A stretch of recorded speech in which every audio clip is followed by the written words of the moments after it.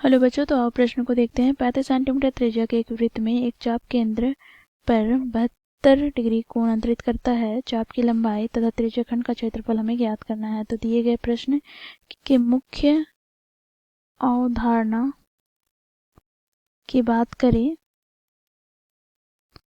तो बच्चों देखो, यहाँ पर सबसे पहले तो हम यहाँ पर देखेंगे चाप की लंबाई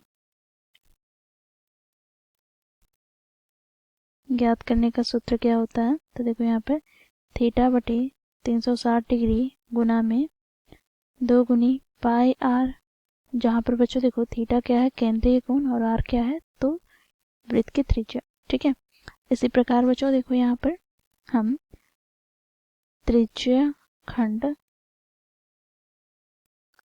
का क्षेत्रफल ज्ञात करने के सूत्र की बात करें तो बच्चों ये किसके बराबर हो जाएगा। तो देखो यहाँ पर थीटा बटे 360 डिग्री गुना में पाई आर स्क्वायर के।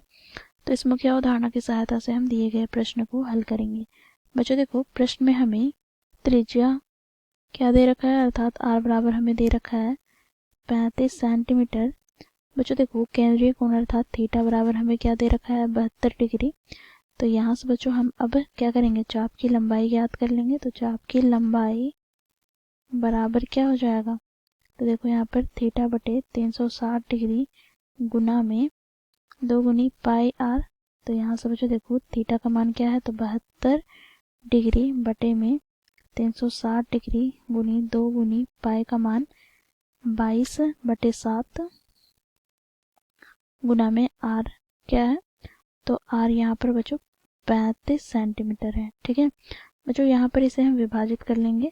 तो यहाँ से बच्चों देखो इसे हम विभाजित करते हैं, 36 दूनी 72, और यहाँ पर कितना हो जाएगा, 36 का 36 यहाँ शून्य, 5 से विभाजित हो जाएगा, 5 से 5, 5 सत्ते 35, 7 से 7 विभाजित हो जाएगा, तो 22 दूनी 44। तो 44 सेंटीमीटर हमें प्राप्त क्या हो जाएगा, चाप की लंबाई।